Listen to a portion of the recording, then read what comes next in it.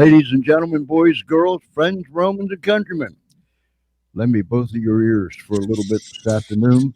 Whether you're down the street, around the corner, across America, or somewhere around this great big world, thank you for taking the time to tune in.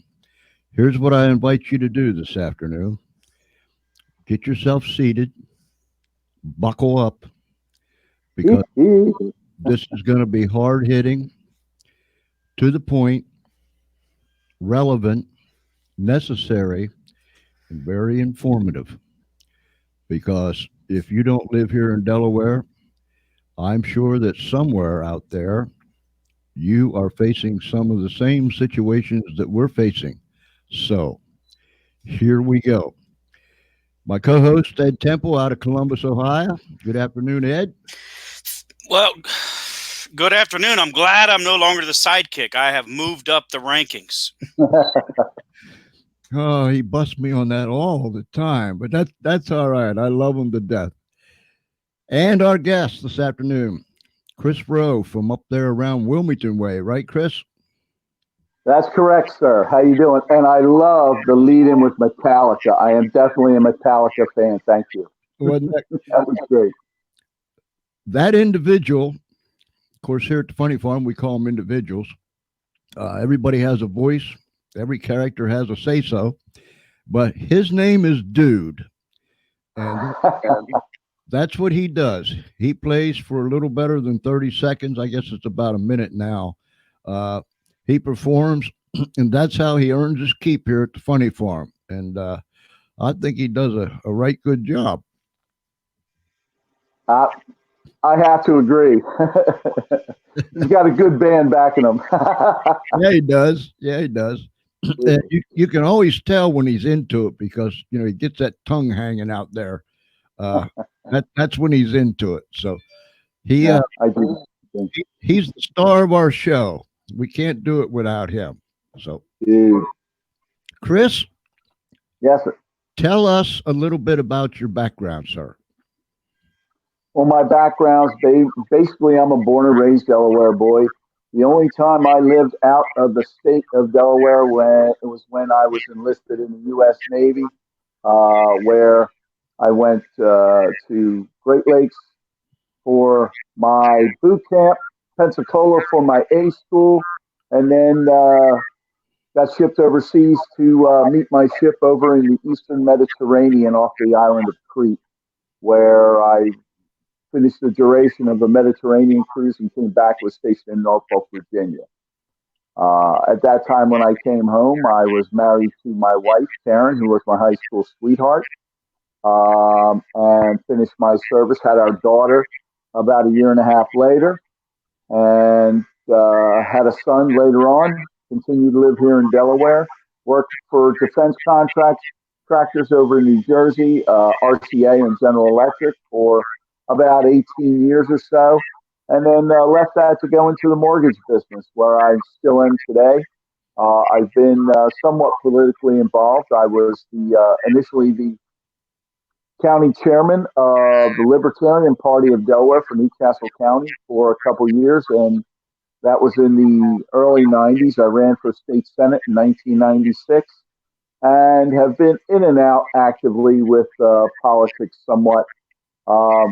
Was the chairman of Newcastle County from about June to December of last year, and I've just continue to get active and stay active, and let government know when they're stepping over the line. And right now, we're seeing a lot of stepping, George, a lot of stepping. I'll say. Ed, there's our good buddy, Peter. Hey. Hey, Dude, my friend, you're doing a tremendous job uplifting spirits up there in Massachusetts. And love you, brother. Love you to death. Glad you're here with us today. Ed, go ahead. Yeah. So bottom line is this. So Chris, what are you trying to do? I mean, are you trying to upset the apple cart? I mean, you've been a libertarian. I mean, I don't understand. You're such a rebel. I mean, you want us to have freedoms? What's wrong with you? yeah, exactly. What am I thinking? It's not. I tell you what, Ed, it isn't an easy job when you see the violations and deficiencies in government and point them out to people. Because people don't want to feel uncomfortable. They want to be nice, warm, and cuddly, and they want to be don't want to be inconvenienced by things that are going about the wrong way, like we have right now in Delaware with the Democrat governor who is just doing Rahm Emanuel's going right by his playbook. Okay, never let a good crisis go to waste, and he's taking full advantage of it right now. Governor Carney is basically taking this beyond what his constitutional authority is. He's exceeding his powers and violating the First Amendment by closing churches. He just came out with a statement that he is going, and this is something that just rubs my spine raw when they use this language. He's going to allow the churches to open at 30% capacity. He's going to allow. Sorry, that just rubs me the wrong way. Who are you to allow anybody to do anything? So there's a First Amendment freedom of religion issue, as I see it, where they're prohibiting people from practicing their religion in the way they see fit. I know that it says we'll make no laws against an establishment of religion, but it does impede the free exercise thereof. So that's where we have that, and we also have a situation where we have the Fifth Amendment, where this governor is impeding on life, liberty, and property. And when I say property, I mean your income. The income you earn or we earn as either a business owner or from any manner or means whatsoever, or you have a job. He's come out and he said, okay, essential, non-essential. Oh, you non-essential, you're shutting down. Well, who's it non-essential to? Right. Okay, there's the thing. Who's it non-essential to? Certainly those families now that are out of work, that was essential. That was essential for them to eat, live the way they want, and not in a manner the government deems fit for us. Okay, so there's life, liberty, and property. The property being their income has been ripped from them. And businesses, how many businesses are we going to lose as a result of this? Now, the government can say, well, we're only doing it for your safety. Seriously? Okay, we have 250 people in the whole state that have died as a result of COVID, according to what they're saying. Now, many of those are assigned to their cause of death. They did not die as a result, but as the assignation of COVID-19 as an accompanying factor. It's probably around 100 of people. I haven't checked the CDC numbers lately, but last week it was 53 people were actually from COVID. The rest, it's just COVID pushing people that are close to dying off the cliff, for lack of a better analogy, but that's what it is. So you're going to take a state of 1 million people, you're going to shut it down, you're going to allow the big boxes like Walmart and Target and the big stores to operate, and you're going to take mom and pop, kick them under the bus, and run back and forth over them a couple times, probably to ensure they're not going to open again. So that's what's going on as far as the economy. Very few people. Where in Delaware, most of the disease we see right now is down in Sussex County, and mostly around the chicken agricultural area down there, where you have many illegals living, because Delaware is a sanctuary state. Okay, so you have 8 to 10 to 12 people living in the same house. So you have crowded situations in there, which again attributes to an easy manner in which the COVID-19 virus can be spread. So that's what we're running on now. But, they take those numbers down there and spread them out over the whole state. And they say, oh, we're the numbers are going up. When in fact, no, they're not. The numbers are going down in the top 2 counties. Yeah, we know that about, obviously in Florida and Georgia and other states, they're having success by opening up, the opposite effect that was projected. So what do you expect to get out of this? I just want my life back. I want my freedom back. I want to be able to go into a restaurant. I want to be able to go over and meet friends at a bar. I want to be able to, I'm in the mortgage business. So when these people are out of work, okay, guess what they're not doing? Right. Buying homes. Okay, they're not buying homes. I'm not writing mortgages. I'm not writing mortgages. I'm not making money. So that's what I want out of it for me. But I want us to be free. We have a governor who has gone totally authoritarian. Okay, in his demeanor. He's laying down edicts unconstitutional, as I've already talked about. But he's also stretching. He's also stretching the means of the people that are still working. Law enforcement is dealing with things they should not be having to deal with. Distancing, seriously, people wearing masks. Okay, Walmart's pulling state troopers off the road to have them at the entrance to Walmart to do mask duty. Seriously, seriously, this is what state troopers should be. State troopers get paid a pretty penny. They're not inexpensive hires. So this is where the money's being put to. I think it's absolutely ludicrous.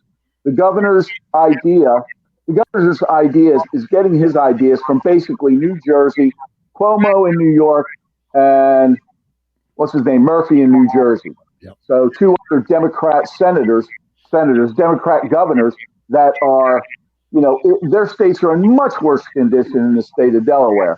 But John Carney, unfortunately, is not really an original thinker. So he feels safer by copying what they're doing than actually thinking for himself, taking the state by the horns and doing what he knows is right for Delaware. Yeah, I find it. Right. It's very interesting too, because what seems to be going on is all these overpopulated blue states. Way too, they've been selling us the bill of goods. It's the greatest thing ever to live in a big city with all the entertainment, and they're the most vulnerable. They're the ones shut down, and who carries them? All the red states are carrying the blue states. Well, The irony. The red states aren't having this issue, Ed. The red states aren't having this issue. Look at Florida. I mean, for instance, they're not having this issue. Okay, what we need to do. Herd immunity is the answer. Right. Okay. Now, I'm not saying everybody jump out in the middle of the street and rub up and down and against each other and hold hands and hug. But I'm saying let's go about our business and let's talk about businesses. Okay. These businesses, they obviously, a lot of these people put their mortgage houses up as collateral. They put a lot of time, effort, sweat, and everything into these businesses so they could build something for themselves, for their family, and their future. Now, a disease comes along, a virus, okay? A virus not unlike the flu, maybe a little bit more able to be spread quickly. Contagious is the word, a little bit more contagious. Right. But seriously, I think way overblown and way overplayed. I'll give you, for instance, I should be dead. According to CDC and WHO, when they said 2 million people are going to die, and those people are over 60 that have underlying conditions that, are high probability they're going to die. Well, guess what? I got COVID back in the middle of March. Okay? For 5 days, I had a headache, I had spiking fevers, and it just drained the energy out of me. Okay? I took Tylenol for my fever. At night, I took a shot of NyQuil to help me sleep. And during the day, I drink a lot of lemon water with honey. Okay, hot.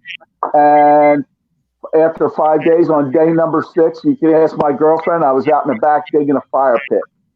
So we could have nice little fires out and back. So I'm over 60. That's what happened with me. And I have diabetes. I also have high blood pressure. And I take medication that affects my immune system. So I should be dead according to the original things. But when Governor Carney laid down this lockdown initially, he was basing that decision off the CDC and WHO that were saying, these millions of people are going to die. Well, a month later, George and Ed, what do we see? Oh, these people aren't dying. Where are all these people that are supposed to be dying in the streets? It's not happening. Okay. Did the governor back off? No. He doubled down and laid down more restrictions on the people of the state of Delaware. And now the state and the people are suffering significantly as a result. Yeah, you have to wonder why there's all the silencing of anything that goes against, the Dr. Fauci basically mentality that everything, basically needs to be shut down. There's the silencing of any opposition is a little spooky, but it's also telling. We're learning a lot about the politicization of science. Yeah. Yeah. You're absolutely correct. And this didn't start off as political, but it's sure been used as a fulcrum to leverage it into being political. And I'm going to say, let's go right to one thing. Is situation right now. Hydrochloroquine. Great results overseas in Europe, and we see great results here. We even had that one Michigan, I guess, state representative that had done that and then came to Trump and said, "Thank you very much for recommending that. It saved my life. I was going along. I took the hydrochloroquine plus the zinc and the antibiotic, and I was, the symptoms were gone in 24 hours." Well, if that's a result that people, I mean, what do the Democrats say? If it saves one life, well, there you go. It saved one life, and it's saving millions more. But no. We can't have that now. That killed some people somewhere at some time, even though it's been in regular use for the last 40 to 50 years for treating lupus and for treating malaria with little to no side effects. Exactly. But now the Democrats, and of course their cohorts in the propaganda media, are demonizing hydrochloroquine now. Well, why? That doesn't help their agenda and doesn't feed their narrative. Sick people need to be dependent upon the state, and that's the way they look at it. And the longer these people are sick, the longer they can keep them in a state of fear and worried and in their homes and stay at home safe. They got Hollywood, they got basketball, football players on TV. Stay home, stay safe. Really? They shut down the beaches? Well, what invigorates the body? Where do people go to refresh themselves? They go to the shore. They go to the beaches. They get the sun, the sand. I remember as a kid when I had psoriasis, I would go down the beach for a week. I'd come back and my skin was clear. I was in great. Everything was beautiful. You felt good. You were refreshed. And they're finally opening them because we had a rally down the beach on Saturday, and it was funny. We announced it, and within that week and a half to 2 week period after we announced it, all of a sudden, the Rehoboth Council and mayor started opening the beach halfway, and then the governor the day before said, "Open the beaches." So it's funny how when people get out and people pound the street, they can get things done. Now, of course, the government is going to say, no, that isn't why we did it. Okay. You find a lot of these crazy coincidences that they're doing this research of a pandemic. They're doing a practice pandemic at Johns Hopkins, and you have all these players that are involved, including China and our military and Bill Gates, and you have all this stuff going on. And for years they've been, Bill Gates and Al Gore and these guys been going around talking about population control, death panels, which they inadvertently admit to. And so you have all this, they killing off the elder, they kill up the children through abortion. You got the abortion, they still get to do that. You have a disease that disproportionately affects the elderly. And boy, it sound a lot of coincidences. I mean, just so happens, Bill Gates predicted this, Dr. Fauci predicted it. Both of them benefit from the patent. Both of them are getting very wealthy over the pandemic. Let's not forget, the biggest funder is Mr. Hathaway, the Hathaway fund that Bill Gates was. And Bill Gates was on that board. He has spent 10 times the next person underneath him. I'm talking about what's his name, Hathaway's founder. Can't think of his name. The other billionaire. Anyway, I know who you're talking about. I can't think of his name either. I'm sorry. It's a terrible thing, but. And he doesn't even get, he's not even in the so-called movement, but he's right there in part of it. These guys, these billionaires are funding, this concept. And it's interesting too, because they get away with it like they're good guys, but you notice who they're always involved with the population control. It's almost always Africa. And where do they start all the experiments? Africa. So they go around telling you how racist you are. And what's their whole agenda is to population control minority groups as well as the elderly. There's a question here. I'm sorry to cover you up, Chris, but no. Sherry Long, She said, I have a Constitution question. I saw this. I watched a video of constitutional attorney Alan Dershowitz telling us that we do not have a constitutional right to say no to a vaccine, and that if the government mandated a vaccine, they could take you down to the local clinic, plunge a syringe into you if they wanted. And then reference to the Supreme Court ruling from 1905. Is this true? What happened to my body? My choice.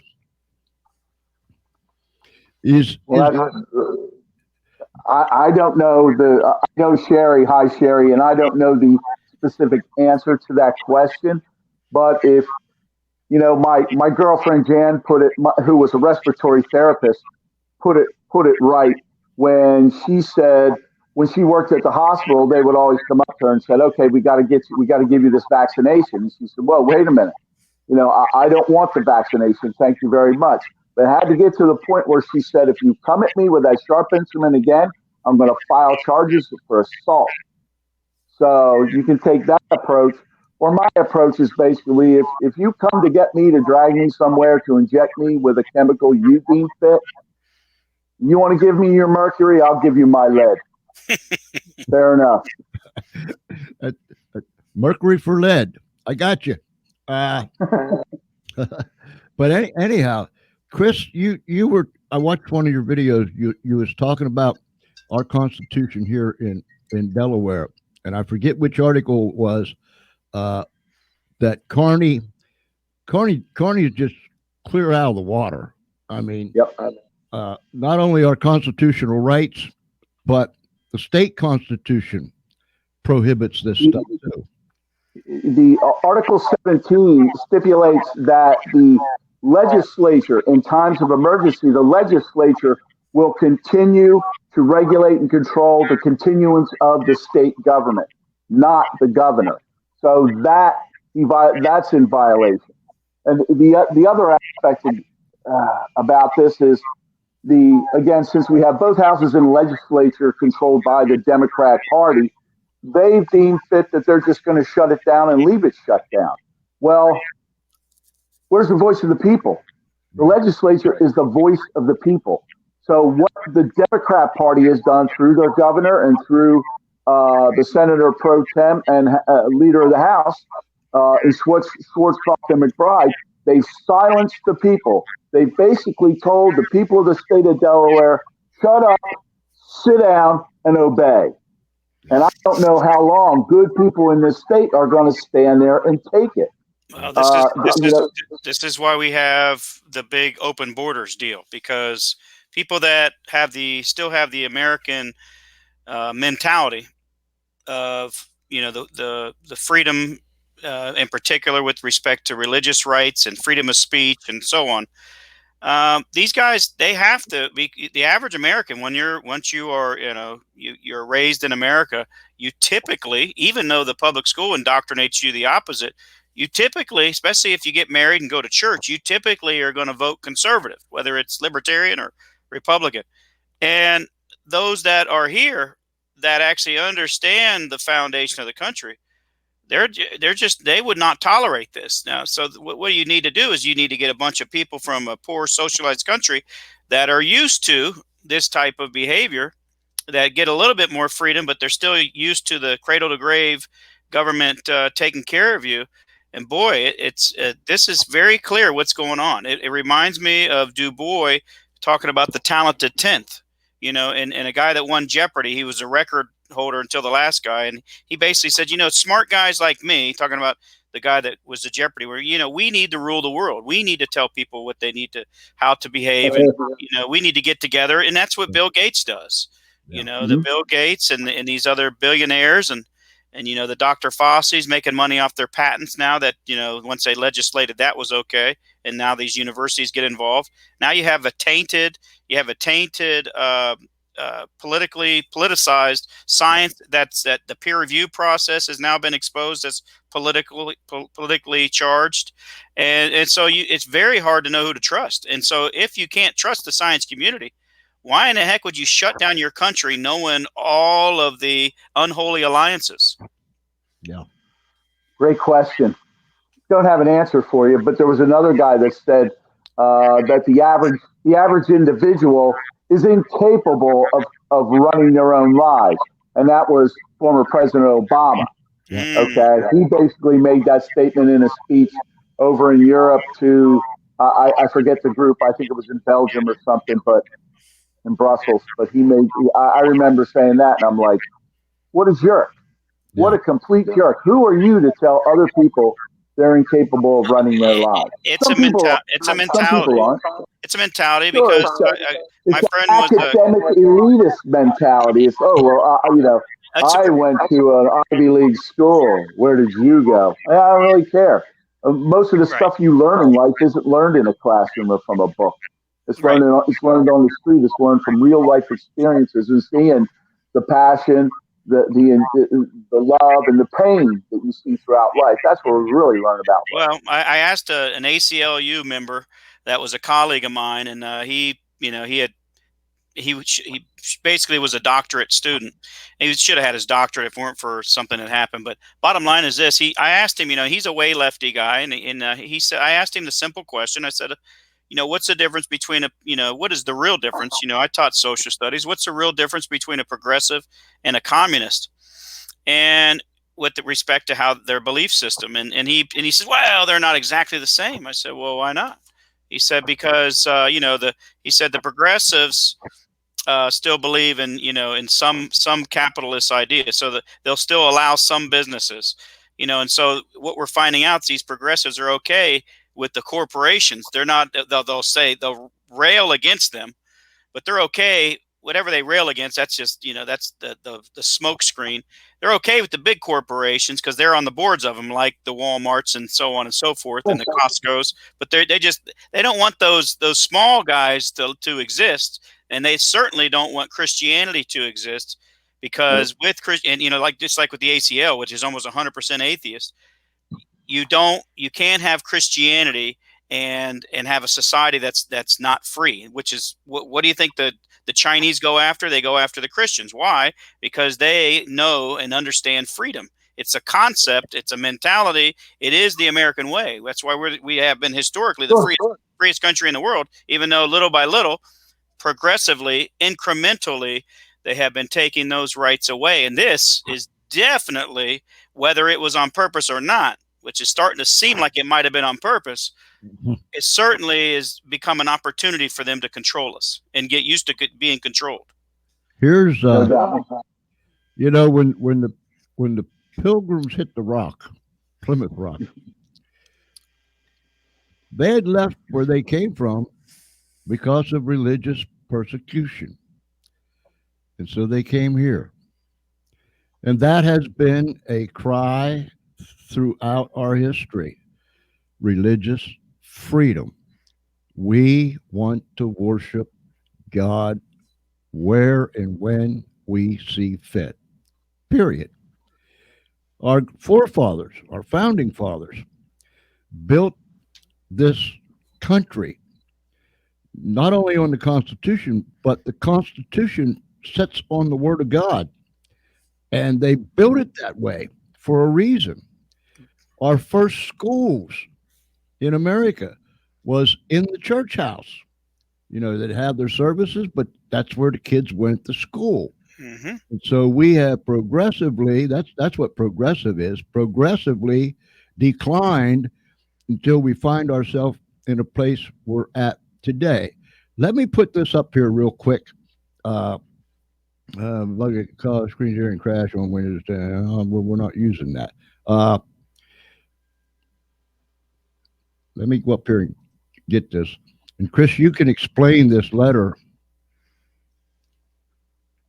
as soon as I hit the right button. Let's see if we can make it any bigger. All right. I'm not so sure I can. But anyhow, Chris, this letter was sent out by the Republican caucus of the state of Delaware, and all but I think about four Republican legislators signed it. But what it is, it's a letter to Governor Carney saying, your phased program isn't going to work.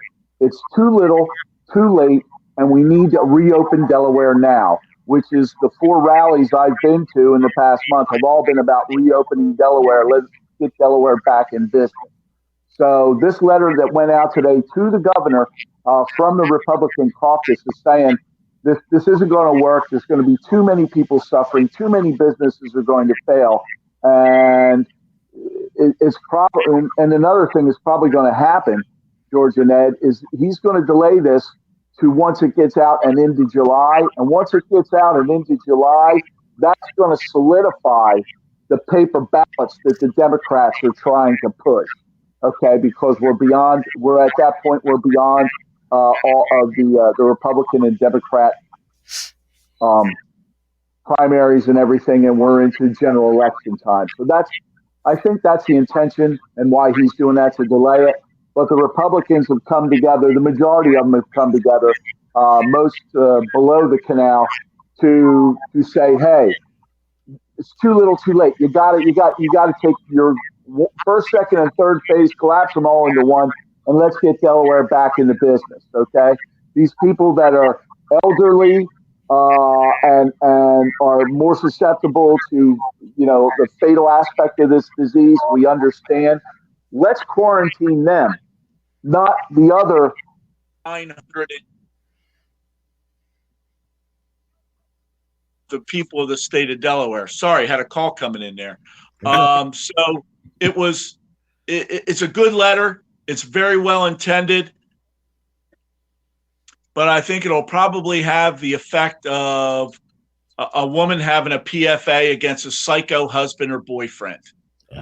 Well, just recently, our last show, wasn't our last show, George, that we were on location, breaking into church. I mean, entering into a church. Entering into a church, yeah. No, but they the church, Pastor Hill, she said enough's enough. We're having church. And apparently, as far as we know, and even though Breitbart had announced it was going to happen, the church went on and without a hitch. Guess what? And I think that this is part of the scary part. I think there is a part of these guys that want us to get to the point where there's, the government is in chaos. I mean, that is the start of communism. That's the whole idea of communism. You have to, before you can get to communism, you have to have anarchy. So you go anarchy to, then it's total government control, and people will want it, because it'll be, society be so lawless. You'll be asking for the government to control society. And then of course the big players will be the only ones that are untouched, just like a typical communist country. So the big boys, they rule us little, the insignificant ones. Socialism is for the people, not the socialists. It's for the people. The socialists will continue to have their money, continue to have their wealth, and control all the proletariat, all the people down here. Mm-hmm. You guys will need to comply with our rules, okay? Because we know better on how for you to run your life, not you. Again, going back to the Obama quote right there. Right. Yeah, they haven't apparently. Because of our public school issue, we're right now, I think it's down to 88% of our students go to public schools, and in those public schools, they have, which is why Florida has reacted to this. Governor DeSantis has reacted to this Common Core thing of wiping out all the historical stuff. We've been getting rid of all the statues. Basically, it's just like the book 1984. What they have done is cleansed all the American pro-Western history, so you don't understand why this country. The only thing you're taught is that there was these the Renaissance, and you had the John Locke's and the Montesquieu, and they're putting all these nice great ideas, never mentioning that in this country the underlying value is Christianity, the freedom of Christianity, and that in Florida, for example, they're redoing the curriculum so that everything that they do now, every subject has to incorporate American values. Yeah. And Texas tried to do that too. And the thing is, there's only a few bookmakers. The biggest one is out of UK. And so they have sanitized these books so much that, You don't even, it's unrecognizable. It's so, you don't even get a full feel of history. And in some states, if I'm not mistaken, New Jersey doesn't even teach American history anymore. And so, the colleges don't, ever since the Stanford, had a big, rebellion, the colleges don't even require it to get in to take in Western Civ. And I think it's down to only 33% of colleges teach it anymore. And so what do you have? You have a populace that doesn't even understand what socialism is. Heck, used to, that was a bad word. Yeah. Now these guys, they just put the Democrat word next to it, democratic socialism, as if it sounds better. And voila, they're so confused, don't know any better, that they think, wow, this is normal. They don't know any better, And so, if you've been in these public schools so chaotic, if you've never been in a different school, you don't recognize you're in a chaotic situation. Right. And so we're in this big tornado, and they don't even know it. You can dress up a pig, Ed. Still a pig. Yeah. Yeah. Yep, I remember that, Sarah Palin. Yeah. What? So. Going back. Hey, another thing I wanted to just quick inject on here, George. Getting back to businesses. These businesses that the governor has said you have to shut down, you have to go out of business. They paid licensing fees and incorporation fees. They've paid all this money to the state. Right. And now the state has said shut down. So I'm going to move, and I'm going to ask my friends and my people out there that own businesses to say to you, you need to start writing letters requesting a return of the funds you paid to the state to operate. When the state comes in and shuts you down with no free refund of those funds, I think that's called theft last time I checked.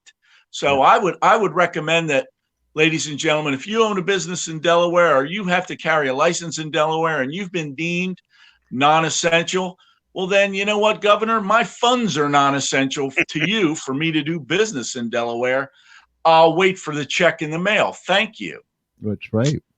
Going back to our churches, yesterday, Carney was so gracious. Bless his little picking heart. So gracious to say that you can open your church at 30% capacity, which means whatever the local fire officials said the number of occupants can be in that building, you could have 30%. Well, but when you go in, anyone over 13 has to wear a mask. You have to be 6 foot apart. Come on. How do you go to church dressed like that? You know what I'm saying? With a mask over your face, 6 feet apart. From 13 up, you have to be dressed that way. He was so gracious yesterday when he did that, and I'm somewhat crude sometimes. People look at me like I got 2 heads, and I probably do, but nonetheless, I'm somewhat crude sometimes, and I just believe in telling it like it is. You pastors out there in the state of Delaware, in our state, Chris's state, my state, go open up your church doors. Go open up your church doors. Fling them open. If you got 2 or 3 of them, open them up and wave to the people and say, come on in. Just do it. Just do it. Where is the noise? And I don't mean this in any respectful way or disrespectful way. Where's the noise from the pulpit? Bingo. Where is onward Christian soldiers marching off to war? Blah. You know what I'm saying? You're sitting there twiddling your thumbs, being so passive, because the king has said, you must do this and you must do that. Open your doors, guys and gals. Open your doors everywhere, up and down this state. Big churches, little churches, in between churches, red, yellow, black, and white. Open those church doors, because here's what he's saying. You be a good little peasant, and I'll throw you a bone. And that's exactly what's happening. Chris, your thoughts? Well, they haven't shut down the holy sanctuaries of Walmart and Target, have they? That's right. And people are roaming freely in there. They may have masks or whatever, but they're in and out, and it's constant flow in and out of those businesses. But they haven't shut them down, have they? So we see the total hypocrisy and the total BS of what this is. Okay, we know it's baloney. We know it's junk, and it's politics. It's simply playing progressive Democrat, socialist, yada, yada, yada politics. It has nothing to do with right or wrong. It has to do with, or it doesn't have to do with right or left, it has to do with right or wrong. And unfortunately, evil's winning over good here. And we're stuck in these situations. I said that about businesses. We should just pick a date and call it Delaware Reopens Day, period. Pick the date and every business reopen. Now, they can't all do that because different, like a large restaurant's got to get supplies and everything like that. It's going to take a couple weeks to open up a decent sized restaurant. But to come down with an order to these restaurants that says you can open now, but only with 25% or 30% capacity of your well, a lot of these restaurants could never survive on that small number. That's right. So the people that are laying down these edicts and giving these percentages and rules on how these businesses should open are clueless. They're basically clueless. They've probably never owned a business, never been in a business, probably never worked for private industry, probably came right out of college and went into government, like so many of the individuals running the state of Delaware today, both on a federal and state level. Okay, none of them worked a job in their life for a private industry. They've all come out of academia, jumped into politics, and that's where they are. So therein lies the problem. So businesses just basically have to say, thanks, Governor, appreciate it. We're going back to work. And that's what they need to do. They can't haul everybody into jail. Right. And it's funny.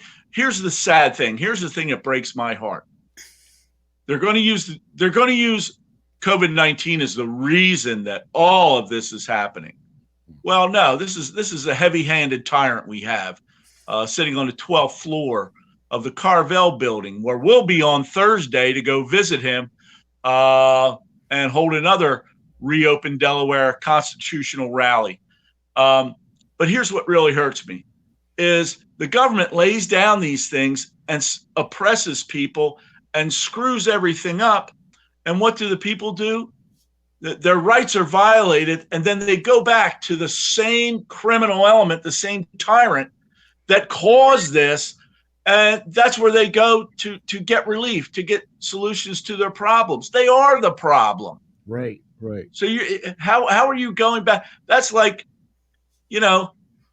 taking a beating and getting robbed by somebody and then thanking them for doing it. I mean, how ludicrous and how small-minded can people be these days? I just don't get it. As I said earlier to you, George, the beatings will commence until morale improves. Yeah. And that's pretty much how they rule from on high. Exactly. Well, it's ridiculous, but the people sit and take it. It's a problem. Yeah, we're having the same issue, and that's just one of my problems with George Bush. I like George Bush, a lot about him. But, when they started having the federal government, I'm not saying he was the first president to do this, but it's the first one I paid attention to. They started mixing the federal government money, the federal government giving money to, it's our money, to churches, which sounds like, hey, okay, it's our money. I mean, that's another cause. They give it to Planned Parenthood. Might as well. And here's the thing. As soon as the government gives you something, there's always an attachment to that. You can't just give money. You have to come back with their rules for that money. That's right. The president has to do executive orders just to say it's okay to pray in school. I mean, seriously, this country's nuts. That's why, just like with the school choice, I know Delaware doesn't really have it, at least according to George, but George lies all the time. You never know. But no, but as far as school choice goes, the way it's done, it's vouchers. And if you give me a choice between not being able to get a voucher and getting one, I'm going to get one. But what happens is these schools, they look forward, they get used to that money coming in from the vouchers, but there's strings attached. You know what I mean? You can't, one group might call it discriminate against somebody.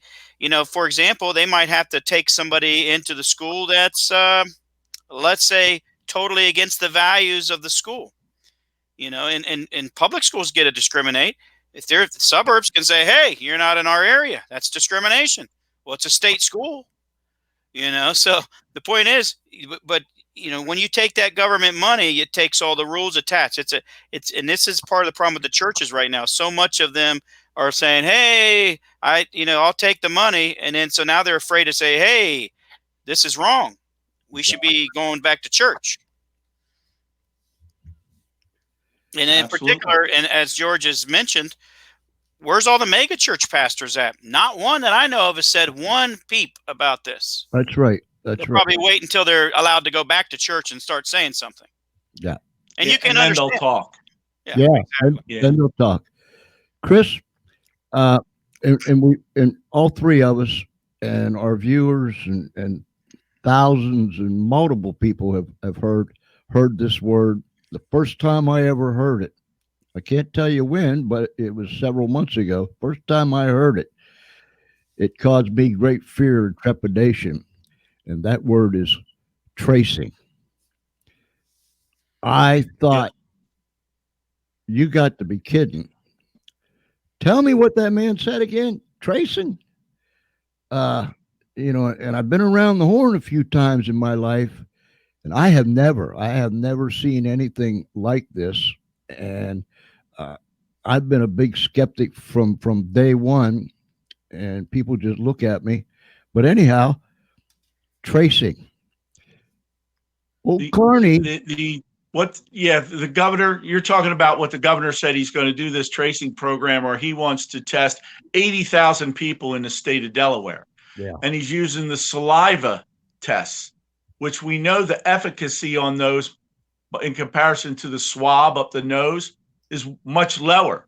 So many more false positives, come out of this. So you're going to have people getting tested that are going to be false positive. And then they're going to interview those people, say, who have you been around in the last several days? And then that person's going to start naming names and stuff. And now they're going to be coming after, not necessarily coming after, but going out to say, now we have to test you to see if you're positive. If you got it from Joe A over here, you, Bob B, we got to test you. And you, Bob. And then again, if it's a false positive and this guy pops a false positive, now you're running around streets or whatever. It's a waste of money. Number one, I mean, if it was 100% effective, give it a shot, but it's not. Mm-hmm. It's not 100% effective. Okay. The efficacy early on was about 60%. Maybe it's up to 70% now. Still 30% false positives or false negatives. They could still be sick and it comes back negative. So I see it as a basically let's throw it against the wall, see what sticks, and then we can say we did something. And in the meantime, you're doing something to a lot of people that don't need to be harassed, don't need to be labeled as positive for this COVID-19. So I see it as a futile effort, but I see it as an act of deliberate attempts to control the population. But that's just me. Who is Carney going to get to do this tracing? Well, he's initially starting. I found out today, I received a call from the public relations officer at the National Guard of Delaware. I received an email and I followed up with a phone call. A lot of times I'll get emails and I'll say, well, that's a nice broad statement. Let's get some specifics. There was when Carney came out with the initial statement that he was going to use 100 National Guard and National Guard airmen to help facilitate this. He didn't say how. So let's just say, well, let's take a look and say, wait a minute, what is he going to be doing with these trained soldiers? I don't want them in my neighborhood, and I surely don't want them knocking at my door. Okay. And because Carney was not very explanatory on what they were doing with these guys, we're just going to go get 100 National Guard and National Guard airmen to get this started. So it created hey, why aren't you informing us as to how you're going to employ these men and women? Because, When you think soldiers, we're going to get soldiers to come and do some testing, what do you think? What's anybody going to think? They're going to, well, you mean soldiers are going to be coming to my door if, somebody I know pops positive on the test? What's going on? I understand now that according to their officer, that they are simply going to be making phone calls. They will not be visiting anybody. They will not be on the streets. They're simply going to be employed until they are able to hire the 200 people under that program that they're trying to hire. They're getting these guys in who they're already paying anyhow, and now just bringing them on full time for the state if they were part time, and make phone calls. So they had to teach them how to do that and have phone etiquette, I guess, in making the calls to these people that they want to go and do the testing or tracing on. These scallywags, and that's what I call them, scallywags. These scallywags are not ashamed to try anything. There's no shame. No. There's no shame. They'll slide it out there, and if it sticks, hey, that's cool. Let's tweak it up a little bit more, and let's do this. If it don't stick, they got something coming right behind it. Let's try this. Let's try this. Yep. If, and that's a big word, if we, the American people, would have half as much initiative as these birds do, we could make a difference. And my statement is this, it's a statement, is this. Can you imagine now what President Trump has done in these 3 years under such stress and turmoil and this investigation and this and that? I mean, mad dogs coming at him from every direction. Can you just imagine what we could be as a nation today? What is it, May 19th, 2020? Could you imagine what this nation could be if we wouldn't have fallen asleep at the switch and they took over the House?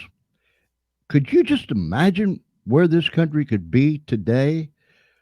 But and I blame us. I blame us. Like you said, we go back to the same poison well time after time after time after time. But these birds, they're not afraid. They're not afraid. They don't care how ridiculous it sounds, how goofy it seems. I mean, they're coming. They come. I don't like to tip my hat to them, but I got to give them some kind of credit. They come in your face time after time after time after time. And too many of us are so passionate, which leads me to this, Chris. Does the GOP in Delaware have enough fire in their belly? I mean, to get out, roll up their sleeves and get in a street fight, because that's what it's all about. Do we have enough fire in our bellies to get in a street fight? I read where someone said, let's take the high road. No, man. When you're in the schoolyard, you play by schoolyard rules. If you want to get nasty, then I'll get nasty with you. If you want to get down and dirty, we'll get down and dirty. And I know that's crude. But do we have enough fire in our belly to get into a good street fight and do something politically in this state? You're asking me? Yes, sir. Do I? Yes. No. He says, No. The GOP. GOP. And this, I think that's a question that needs to be addressed to Jane Brady. My personal opinion is I've been more disappointed than pleased at the responses or reactions of the elected GOP officials here in Delaware. And it just says there's not even unity there. Somebody a Democrat could kill somebody and they'd rally around them to keep them out of it. I mean, we currently have a man in the state Senate, who falsified his application to run for office and said he didn't owe the government any money when he had back taxes of $50,000 to the IRS. So, but he still got elected, and because the attorney general is a Democrat and the governor's a Democrat, it's like no harm, no foul. Mm-hmm. If that was a Republican, he'd be locked up. He'd be down in Smyrna prison right now. So that's the Delaware way. It's the unfortunate thing, George, and that is the state has turned blue, especially up north. And that I attribute to when Governor Pete DuPont passed the banking laws, and we had all these banks coming in from New York. Well, guess what they brought with them besides their money? Their politics. Yeah. And that's what's invaded most of Newcastle County. So that 20 years ago when that was happening, or 30 years ago, now the state of Delaware up north has turned blue. Wilmington is stone cold blue, and they brought their New York politics with them, and that's what we have here in Newcastle County. I think we have in the state legislature, we have a total of 4 elected officials above the canal of all the elected officials in the Senate. We have no statewide elected officials at all. The GOP doesn't. So we really got hit hard with that last election. It really took out some quality people, like Ken Simpler, for instance, who was the state treasurer.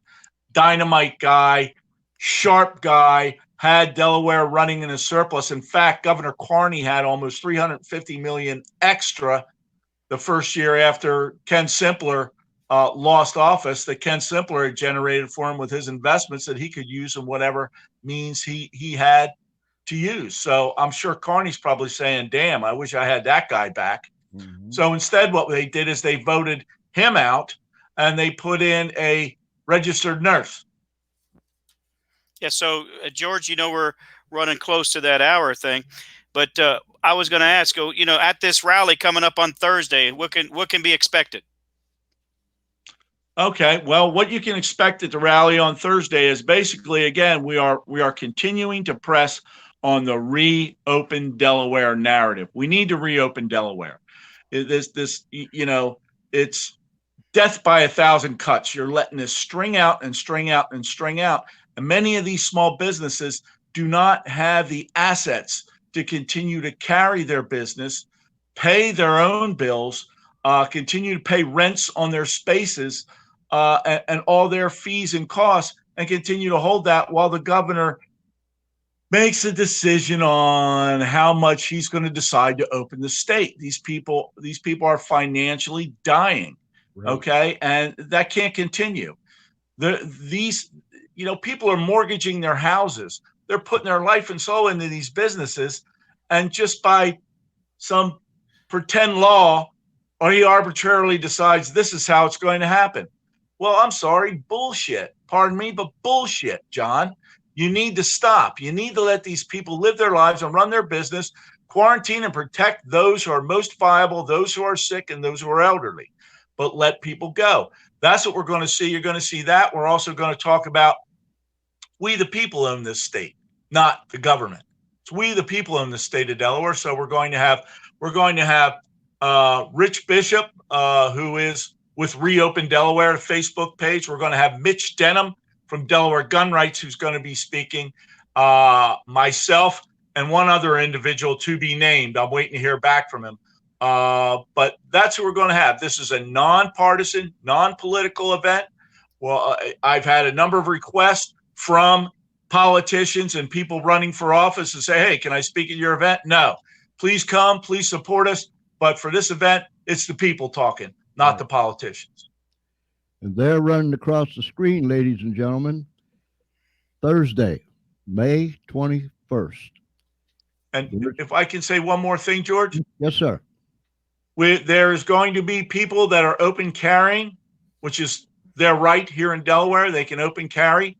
If you decide you want to open carry to show the governor that, hey, we're people out here and, it's our state, and please don't keep this up because we have the right to defend our homes and our rights. So not a threat, just a reminder, Governor, Delaware's ours. You're a public servant. Do what we say. So we will be gathering at the Cesar Rodney statue, while the rest of the folks, anybody who wishes to carry, open carry, or you can conceal carry, doesn't matter, long guns and also sidearms. And we're going to march 3 blocks from the Cesar Rodney statue down to the Carabel building just as a symbol. That's all. And please come out. Please join us. It's going to be fun, and you're going to learn a lot. 820 North French Street, Wilmington. That's where the Caravel building is, correct? Yes, sir. Okay. You're going to have somebody there so George can do some type of Facebook Live? Yeah, we're sure. We're expecting to be there. We're going to cover it. Ed can moderate it for us like we did when we went to the church on Sunday with Pastor Hill. But yes. we're expecting to be there and get to talk to some people. And Chris, if I spot you, or if you spot me, I'll have my little white hat on. Okay. Come on up and say a few words. But we'll cover this event. And everybody, please get out there, support this, and people in other states that are watching, because we have people all across America and around the world that watches us. Please, across this nation, get up, stand up, don't sit down, don't hunker down, get up and be active. If people look at you like you got two heads, that's their problem, not yours. We've got a real problem in our country. Let's do something about it. We can make the difference. We can make the difference. Chris. Absolutely. Thank you, buddy. Thank you. I appreciate the invite, George. And Ed, pleasure to meet you, sir. Likewise. Thank you very much. And listen, we'll see you Thursday, George. Yes, sir. Stay in touch. You got my number, all right. All that good stuff. I do. God bless. Thank you. God bless. Take care. Bye now. Bye-bye. Bye. And there, ladies and gentlemen, very interesting, like Artie Johnson used to say on Laugh-In. Very interesting. Thank you for tuning in this afternoon. I hope you enjoy it. Please start those watch parties and get this out there. Get it out there in every feed that you possibly can. Start the watch parties. Get them out there. Share this, share this, share this, share this. Ed, final words. Hey, I tell you what, we'll be can't wait for Thursday. That's going to be a lot of fun, and we'll see where this rally takes us. Maybe this will set a precedent. I sure hope so. So, ladies and gentlemen, boys and girls, whether you're down the street, around the corner, across America, or somewhere around this great big world, thank you for tuning in to the George Espinlov Show. Thanks to my co-host, Ed Temple out of Columbus, Ohio. I just trust and pray that God will keep you right in the center of his hand. Until next time, we'll see you later.